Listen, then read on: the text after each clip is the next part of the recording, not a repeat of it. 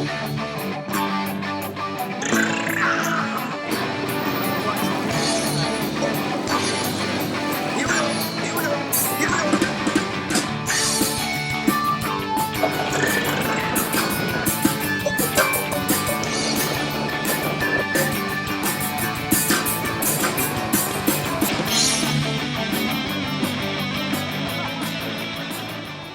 of my greatest joys is music, and we have with us today Jacson Stokes, who is a tremendous musician, a tremendous guitarist, a tremendous songwriter. If you don't know about him already, you are going to know about him soon. So, All right. welcome, Jacson. Hey, thanks so much for having me, man, and thanks for the kind words. Listen, man, it's the deal. I mean, I saw you the other night, and you killed it. Your set was phenomenal, and then when you came on with the boys for, what was it, Mohalo, right? Yeah. Woo! Man, it went up a notch. Hey, and that's kind of what it is. It's like, especially with those cats, some of the best cats in the world. It's like when you're standing by Dwayne and Johnny and John Ginty and R. Scott, it's like you have no choice but to like get up a little level, and it's also nice just sometimes to just play guitar. When you're on stage, you're thinking and you're singing and you're doing so many things, and you get some really great moments, but it's just also nice to get on and just rip the guitar, and that's what your focus is on. Yeah. So let's get back to where you started. Like, you grew up in St. Louis, and without knowing that you had,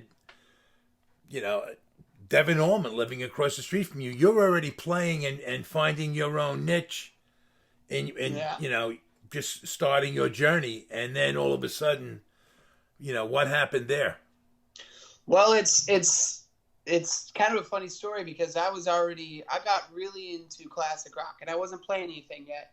I specifically got really into Leonard Skinner. I just was obsessed. Which Leonard Skinner? Was it the actual early Leonard Skinner, or was it the current?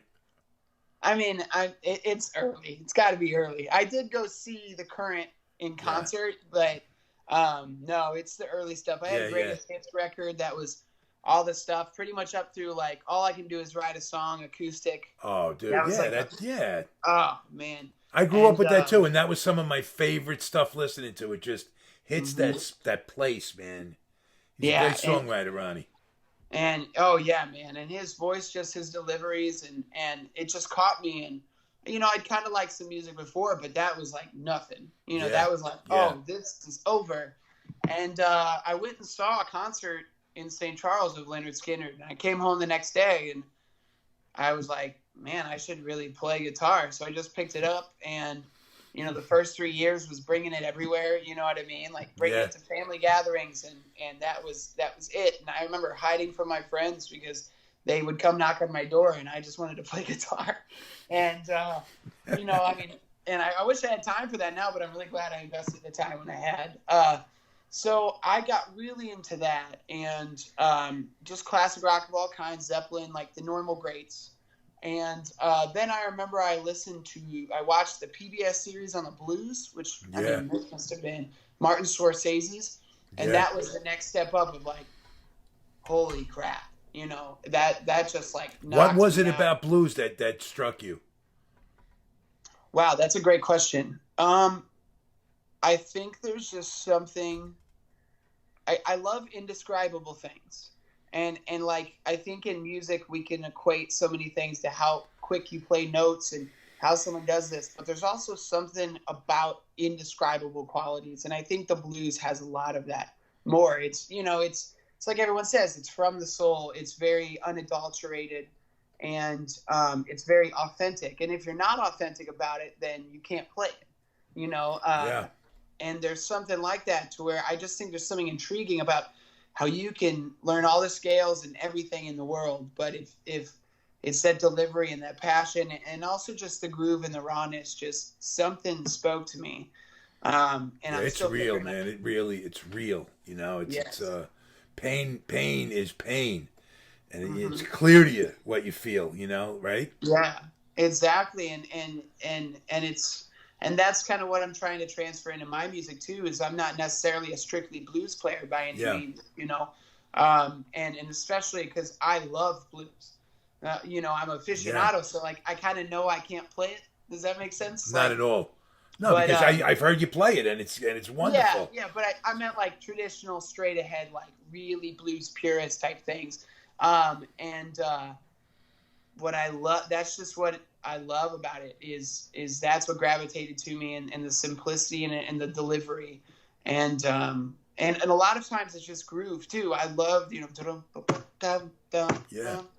like there's nothing better than a great shuffle, and so yeah, pretty much like I got really into blues, and from that was like, my dad had these old vinyl records. I grew up to vinyl records, and this was in late early 2000s when no one was doing vinyl stuff. Yeah. And my parents were like, we're not gonna, we're not. I don't know if I can cuss or not, but You get grip, man.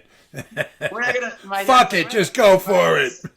We're not gonna fucking buy you CDs if we got all the vinyls here. So I grew up like playing 2 vinyls and spinning Zeppelin 4 backwards to hear the subliminal messages, and I think a lot of that, made kind of the way of like I got a very organic kind of 70s grow, but I think all that kind of helped the development of organic, and I was doing that. My dad had 4 or 5 Allman Brothers records, and he actually didn't even mention that it was a son. He was just like, oh, next door Devon, plays music, and he plays around town. And so I'm 11 or 12, so I just pick up my acoustic guitar and just go knock on his door. Yeah. Which, like, looking back on it, especially in 2019, Ballsy move.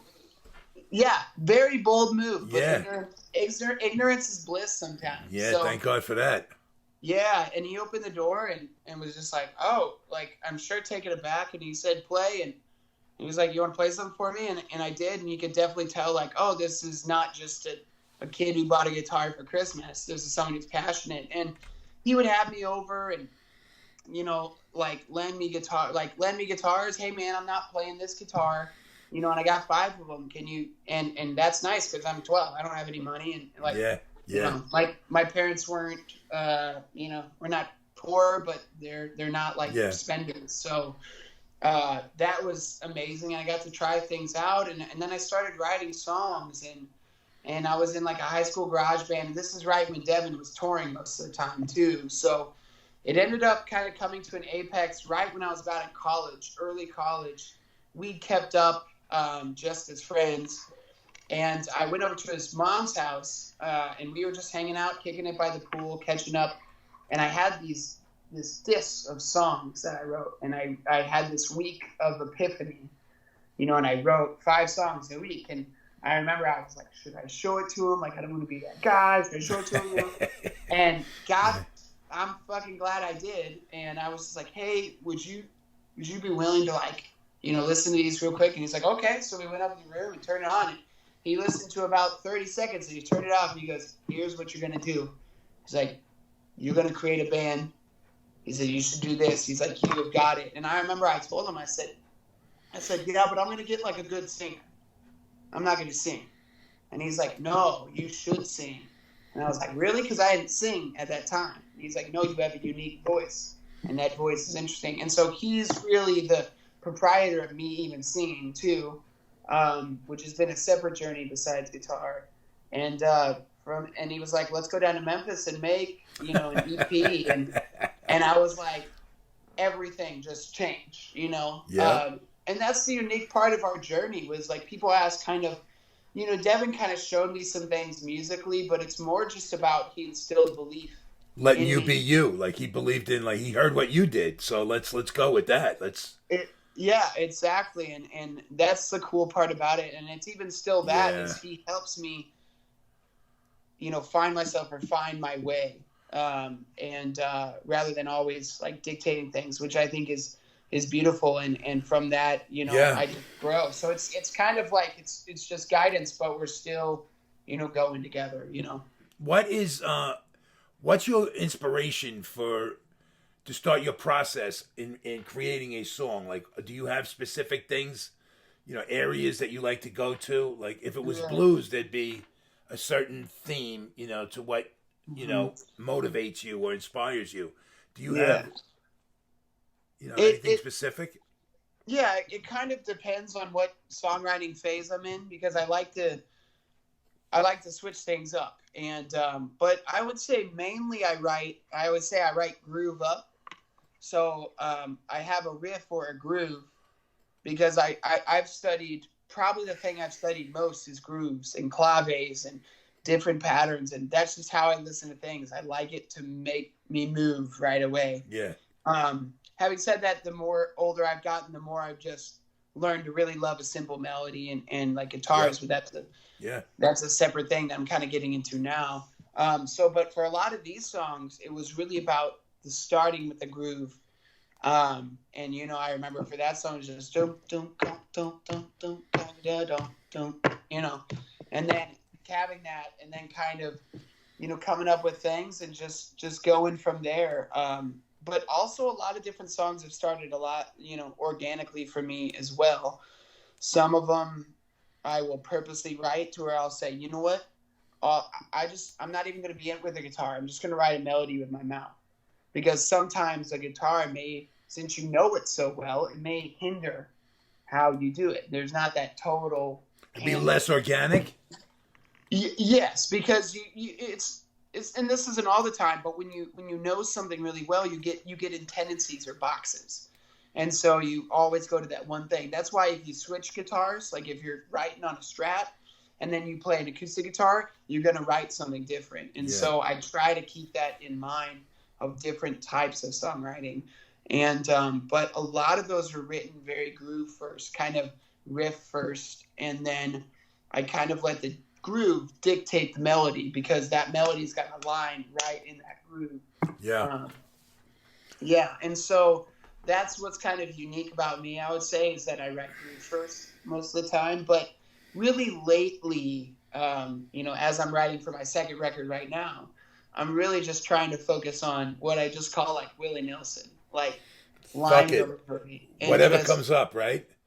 Yeah, just like being able to just tell a story, and so I'm hoping that's going to translate to a cool mix, because I don't think the groove will ever leave, because that's who I am, but I'm trying to approach it from more melodic and story content and grow that way.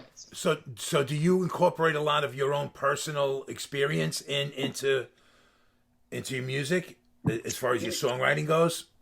Yeah, I try to, because I think that gives it authenticity. Yeah, right. Sometimes, I'll write about someone or through someone and kind of feel that empathetically, and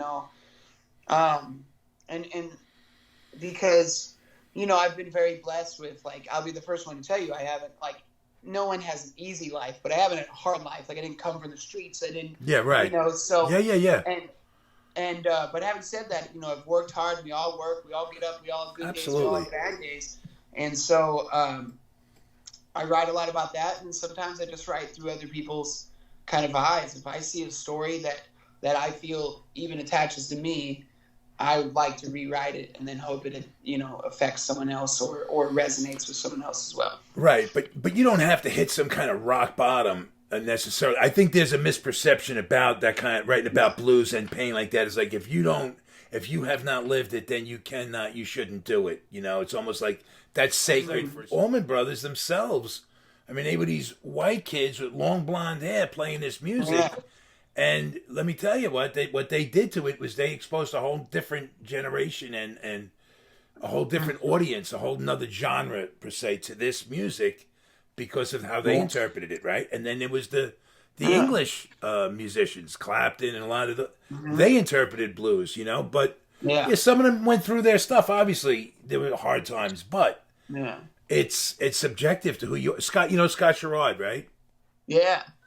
I mean, your story sounds a lot like his. Young kid with this ambition, and once you got the bug, man, it's over. This is what you do: win, lose, or draw. This is where it's coming, and then just go from there. And he's just started playing, and he hooked up with Devon's dad, and everything changed right there.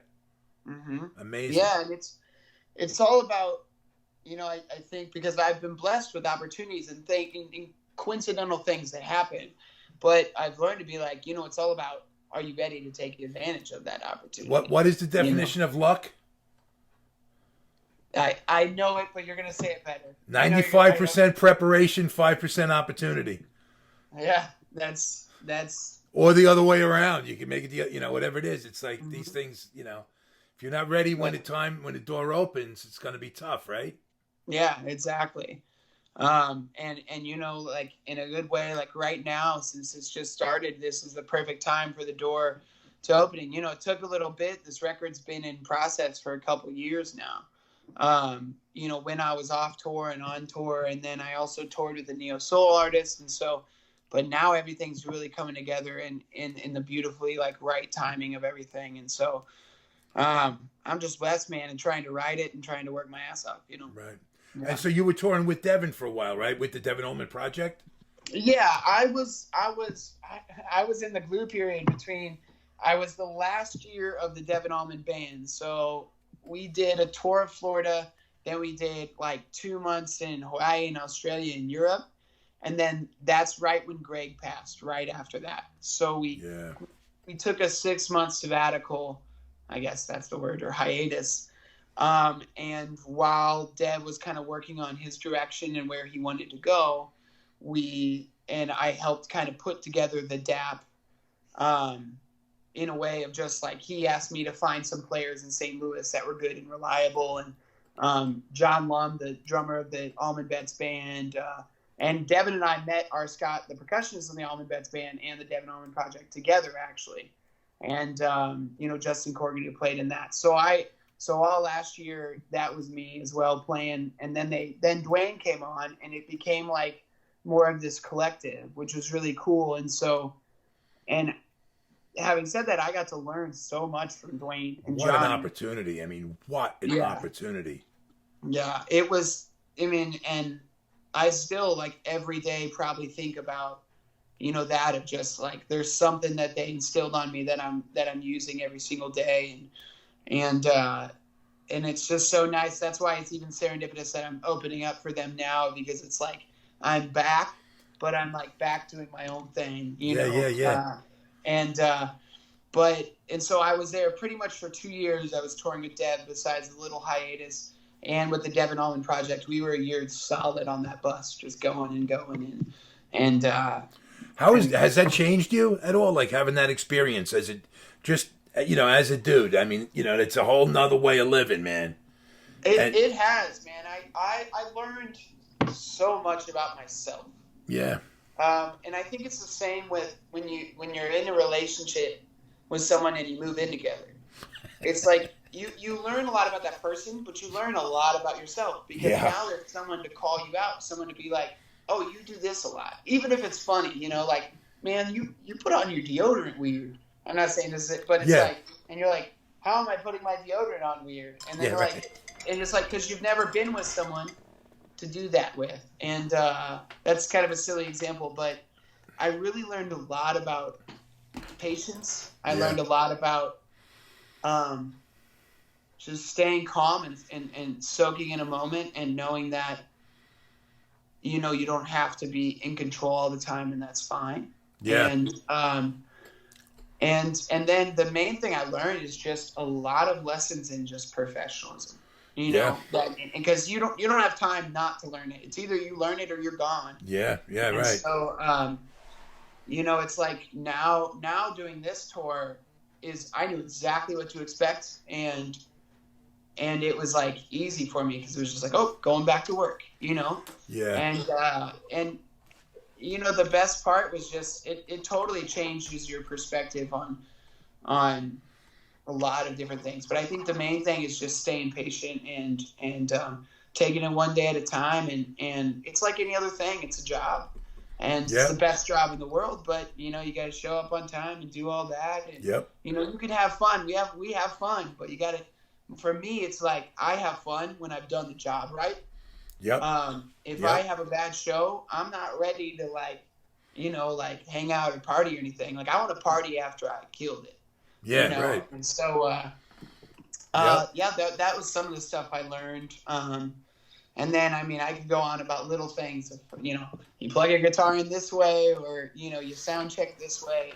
Right. A lot of that stuff. Yeah, but it's also about being part of a unit and not be, really knowing your place and contributing within your space. That kind of leads me in a good way, because I always led my own bands really until I toured with Devon. And so, I mean, I'm not a control freak, but I just was so used to leading. Yeah. And what I realized is when I stepped back and was a member, leading the bands helped me be a better member. And now being a member of a band has helped me be a much better leader in a lot of ways.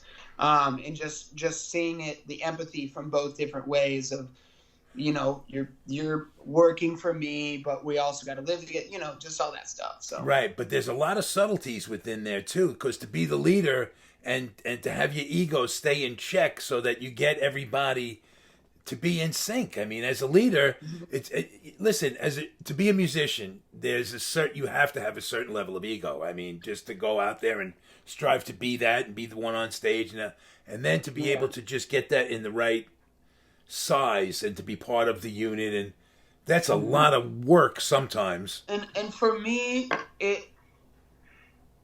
I think the thing that helps the ego is that this industry, no matter who you are, it's not it'll fuck you up, man. What's up? It can fuck you up, man. Yeah, and it can, and it's not like you're there and you've made it. Yeah. Does that make sense? Like, it ebbs and flows. And when I got done with Devon, you know, there's always that thought of, oh, will I ever do this again? You know, will I ever be able to travel? And then, like, right away, the happenstance, I got an audition, and I was on a tour to Argentina. In Europe. And it's like, and you just write it and you soak it in, but you also know that, like, when I get home, I may have to play a restaurant in the corner where no one gives a shit who I am, and there's nothing wrong with that. And that's fine. Because at the end of the day, you know, you got to pay your bills, and you can learn from every situation. And so now how, you know, like, it's never good you don't want musicians devaluing themselves, obviously. Right. That's another problem. But I think it's just the fact that doing the big stuff, you can't just be like, oh, I'm there and this is it. You just got to always be grinding and be thankful, because at the end of the day, it's just another stage. It's just another place. And not to take away from any of the stages and places I've been able to play, but that's what it is. It's a job, and you do it, and you love it, and you just keep rolling. Do you think that there's a misconception, too, about the business end of things? Because now as an artist, you have to be aware of what's going on in the business part of your career. Whereas a lot of times I think in earlier places, people might have left that to other people to do that, whether it be record labels, managers, or whatever. And, you know, that works out for some and doesn't work out so well for others. But now you got to fend for yourself a lot. I think the plan for me was to do as much on my own till people come. Well, not that I wouldn't reach out, but till someone's able to help me. Like, build yourself up to where you are worth being helped, you know? Where people come to you to look to help you because they see a potential for themselves because, you know, you're good at what you do. And it's like you don't sit and you go, man, I wish I had a manager. Right. You be your own manager till someone wants to be your manager. Right. Because you got to build it up. So, and that's part of the thing with me is it's been so great to have that record label, and I'm still getting used to it because I'm like, oh my gosh, like, wait, you're going to do that? Like, oh, that's amazing. You know what I mean? Like, and it's been beautiful. And I just think it's like, do as much as you can independently. Yep. Until someone with resources is able to help you. And even if they're not, you can still make it work and you can do it. And just know that there's good days and bad days, like anything. And at the end of the day, we're playing music. We're not doing brain surgery. We're here just to make people happy, and so it's like you have to take it seriously, but at the end of the day, you got to keep yourself in check and be like, you know what? It's not that. Just get up and work and do it again tomorrow. You know? Yep, you're grounded, man. You know, you got a good perspective, and seeing you for the first time the other night, I was like, wow. And then you also turned me on. You said, check out JoJo. I was like, okay, and man, she can bring it too, man. Oh my God, you weren't wrong about that. Yeah, man. Woo! Yeah. No, and she's a ridiculous guitar player. When you're on the road, are you playing with them? Like, are you kicking it with them? Like, you know, after shows and before shows, like, you got her, Johnny, And let me tell you something Oh about yeah. Devon too. Devon's guitar playing is not really. I don't know if everybody appreciates, how good he is as a guitar player. Yeah, This man. guy can bring it. Dude, I have learned. I mean, I've obviously learned from Dwayne and Johnny, but like, I've learned so many intangible things from Devon's guitar playing. Yeah, And I always just say conviction. Like, he's like all in. Yeah, he's all all in. in, man. And I don't care how many things you can play or dabble do, whatever. Like, when he plays a note, people listen. And I've really learned in just like bringing it, and whatever you do, bring it with conviction. And I really learned that from his guitar playing. And just choosing the right notes too. You know what I mean? He's the first one sometimes to be like, oh, I don't know everything, but I'm like, but man, when you play, people listen, and that's all. Yeah, yeah, right. So That's I've one learned, of those intangible qualities. What Mhm. what is it? I don't know, but I like it. Yeah. Yeah, And another, but yeah, we all kick it, man. that's got to be so cool, though, huh? Yeah, and that's the best part about it is, and especially I felt that we really hit it off with Joanne because we were like sharing equipment and stuff, Yeah, and and it's kind of funny when you're doing longevity things. You just, some people like to like force it or whatever, but you're just like, there's always time. There's time on the road, and it's like, oh well, why don't we go get some lunch together tomorrow? And really, at the end of the day, that's why we do it. Like, playing the music is fun and great, but like, this is going on some kind of heavy stuff. But I believe music is made to speed up human connection.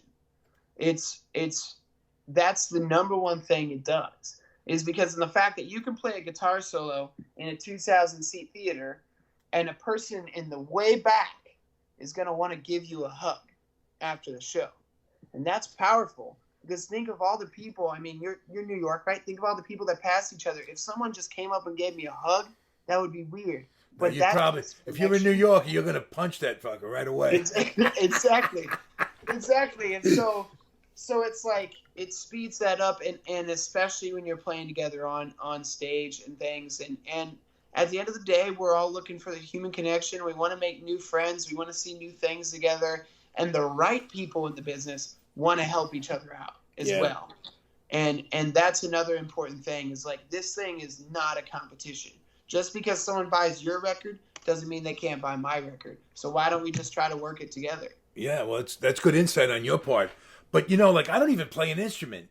I don't. Yeah. I appreciate music. I've been going to shows since I'm a little kid, and I just appreciate. I'm in awe of what a musician can do. Just because it always seems like it's out of my grasp. So I just I enjoy it and leave it at that.